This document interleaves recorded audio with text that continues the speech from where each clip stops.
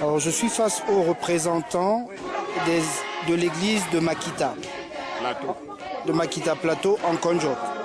Ils vont vous adresser quelques mots et vous verrez bien ce que c'est. Oui, le monde est devenu un village planétaire et nous nous retrouvons en Konjok.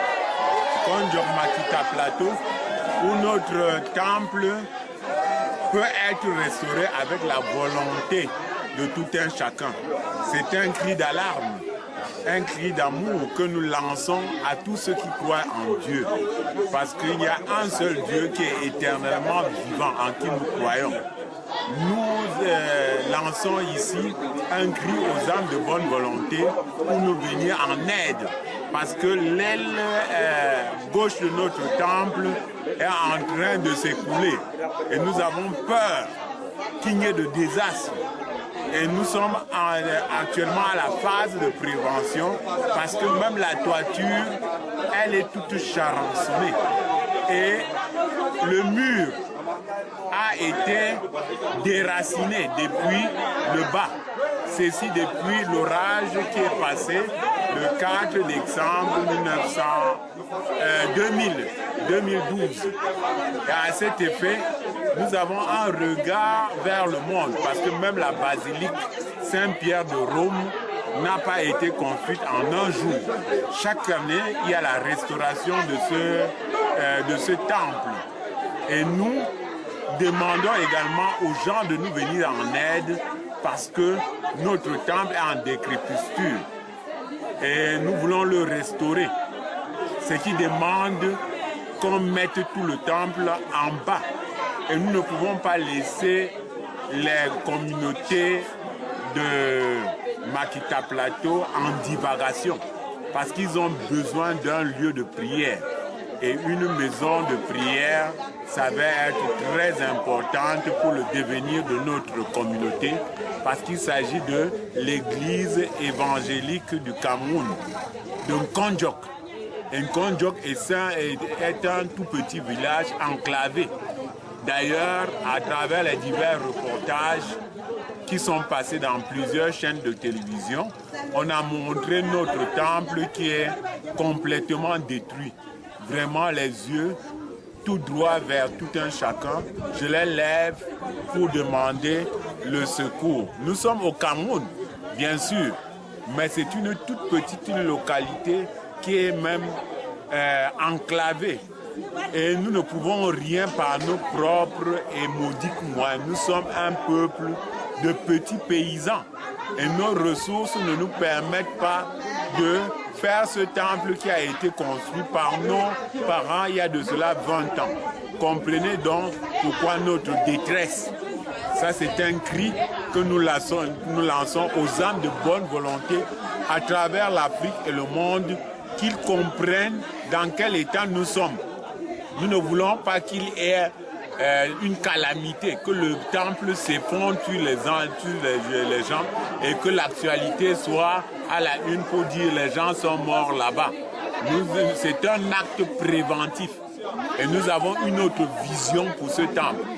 Que chacun nous aide à le rebâtir, à donner un autre aspect à cette maison de prière dans laquelle nous invitons chacun de prier de cœur et être avec nous en âme et en pensée. Merci. Ok. Vous pouvez vous présenter, s'il vous plaît? Oui, je suis ancien d'église, retraité d'ailleurs, de cette église de Makita. Je suis ancien d'église depuis 25 ans. Et c'est grâce à nos petits moyens que nous avons eu à bâtir ce temple. Depuis mon âge de jeune travailleur dans l'administration, jusqu'à mon retour au Beka et au village, j'ai toujours eu à participer à la construction de ce temple. Je m'appelle M. Mankulo et je suis l'un des responsables des travaux de cette communauté. Donc ça, je lance le regard parce que je sais où il y a l'amour, il peut tout avoir. L'amour déplace les montagnes. Quand il y a l'amour, il y a de l'espoir. J'ai l'espoir en tout un chacun parce que je leur tends la main. Et cette main, c'est la main de Dieu que je leur tends. Que le Seigneur les bénisse et qu'il vous bénisse tous. Donc, je donne la parole à votre voisin. Il va se présenter et tenir son discours. Voilà, je suis le révérend Nak Colin, responsable de la paroisse de Makita. Nous saisissons l'occasion qui nous est offerte pour lancer un appel à toutes les âmes de bonne volonté pour nous venir en aide, sans plus entrer dans les détails comme vient de le dire l'ancienne Église. Nous voulons tout simplement faire comprendre aux élites intérieures et extérieures et à tous ceux qui aiment le Seigneur de pouvoir nous venir en aide parce que nous sommes dans une situation où il faut l'intervention de tout un chacun. Parce que quand c'est le domaine de l'Église, il faut que chacun puisse mettre la main. Nous lançons ici un appel pour que chacun, en âme et conscience, puisse juger la gravité de la situation et apporter une contribution pour que la maison du Seigneur soit restaurée. Aux enfants d'un Konjok et au monde entier s'il le faut. Oui, effectivement. Je vous remercie et votre message sera suivi par le monde entier. Nous vous remercions également parce que nous espérons que le monde entier va se pencher sur ce problème, sur le problème des malades. Parce que quand on a notre temple qui tombe, nous avons peur, nous sommes des malades, on a besoin de médecins. Et ces médecins, c'est le monde entier, c'est chacun qui est notre médecin. Alors on lance ce message. Mais nous avons espoir que ce message ira tout droit au cœur de ceux qui nous écoutent. Merci. Merci beaucoup.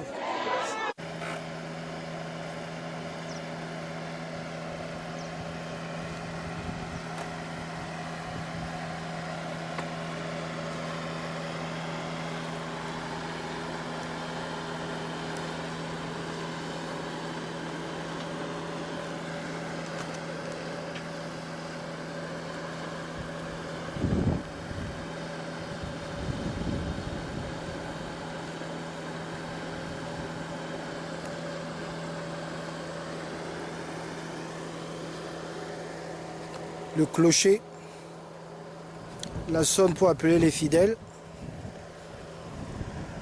l'entrée principale,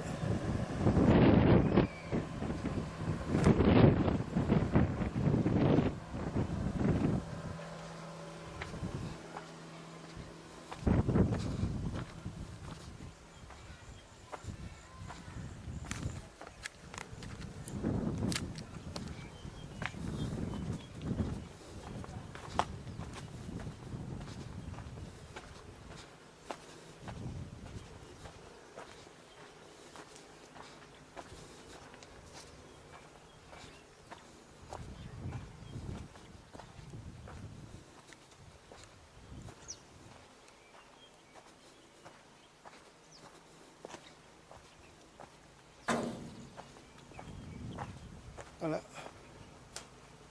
On va voir le toit, c'est complètement arraché à l'intérieur de l'église.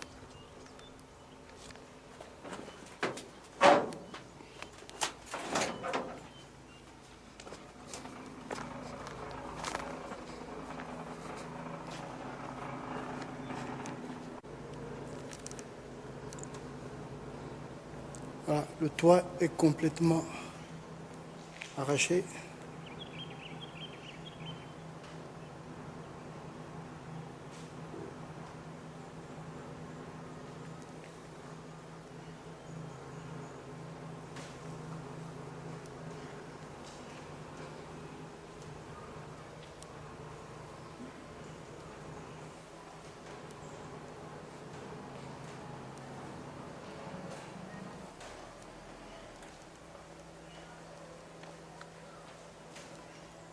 L'autel, la chaire,